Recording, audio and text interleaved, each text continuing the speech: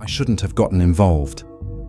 Not after hearing the stories about Omar, not after my friend, who worked in hotel security, warned me. I could hear the fear in his voice when he whispered it. It's not safe to talk about. He didn't say much, just enough to make me wonder. There was a woman, Nadine, who had disappeared from a luxury apartment near the marina. He didn't elaborate on the details, but I could tell from the way he looked over his shoulder that there was more to it. He said the authorities barely investigated, and the man she had been involved with, Omar, was someone who could make the case go away. A man with power, connections, the kind of power that makes people disappear. I dismissed it at first.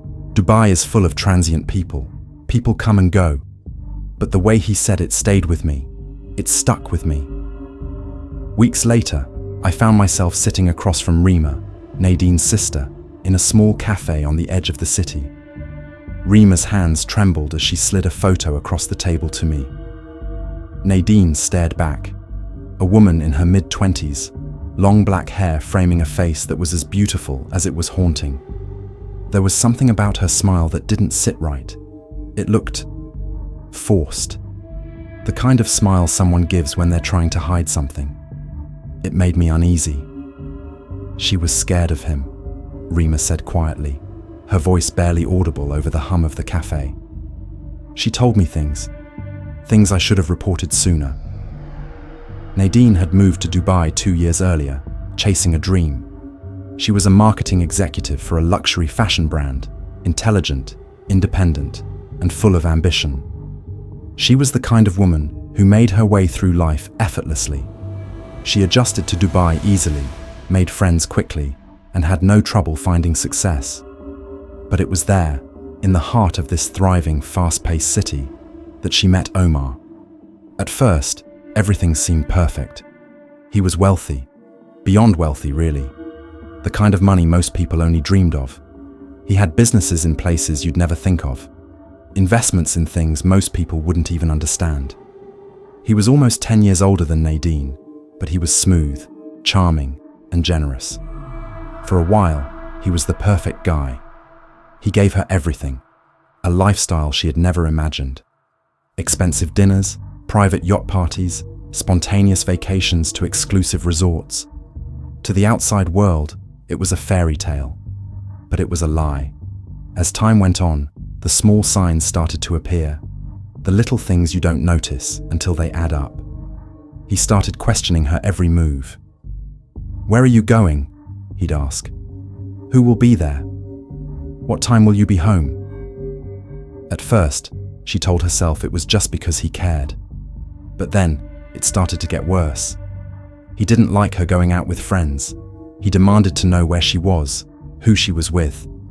If she didn't answer her phone immediately, he would show up at her apartment, uninvited. He would stand there, staring at her in silence for hours, his gaze piercing and cold. If she went out without telling him first, he wouldn't yell. He'd just ignore her. For days. She made excuses for him, Rima said, her eyes darkening as she remembered. She'd say it was just his personality, that he had trust issues. But there was no excuse for what happened next. One night, Nadine called Rima at 3 a.m. Her voice was thin, shaking. "He took my phone," she whispered. "He locked me in his apartment for 2 days." I felt a chill run down my spine when Rima said that. 2 days.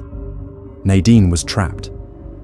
"I convinced him to let me go," she told her sister. "But I don't know what to do. I don't know how to leave him." Rima begged her to leave. She insisted that it wasn't safe anymore, that it wasn't normal, but Nadine wasn't ready. She said she needed time to think. But after that night, everything changed. Nadine became determined to leave. She started applying for jobs outside of Dubai, London, Paris, Canada. She didn't want Omar to know. She kept it secret.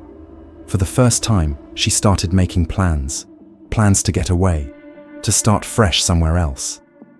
But Omar was watching, always watching. He noticed she was spending more time on her phone, more time looking at job listings. He started becoming more paranoid. He didn't like the idea of her leaving. A week before Nadine was set to leave, she met Rima for lunch. Her hands were shaking. She kept looking over her shoulder, as if someone might be watching. "If something happens to me," she said, gripping Rima's hand tightly, "don't believe whatever he says. Promise me." Rima promised, but that would be the last time she saw her sister. 3 days later, Nadine disappeared. Just gone. No one seemed to notice at first. Her boss assumed she had gone on an unannounced trip. Her friends thought she was just overwhelmed with work. Her landlord said she had given notice and moved out. Omar claimed she had ended things with him and left the country. But Rima knew. She knew it wasn't right. She went to the police, but they shrugged it off. "She's an adult," they told her. "Maybe she left on her own." No one cared. No one wanted to listen. Rima took matters into her own hands.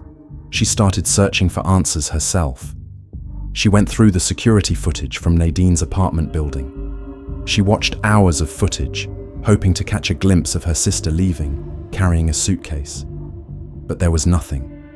The last time Nadine appeared on camera was 2 nights before she disappeared, walking into the building. She looked nervous, like she was being watched. And then, nothing. A neighbor later recalled hearing a loud crash from Nadine's apartment that night. Something heavy had fallen to the floor. Then, silence. Rima's stomach twisted. She went to Nadine's best friend Lena for answers. Lena had always been close to Nadine, but she hadn't heard from her in days. She was terrified, Lena admitted, looking down at her hands. She told me, if he found out she was leaving, she wouldn't make it out. The pieces were starting to fit. Then, Rima received a call that changed everything.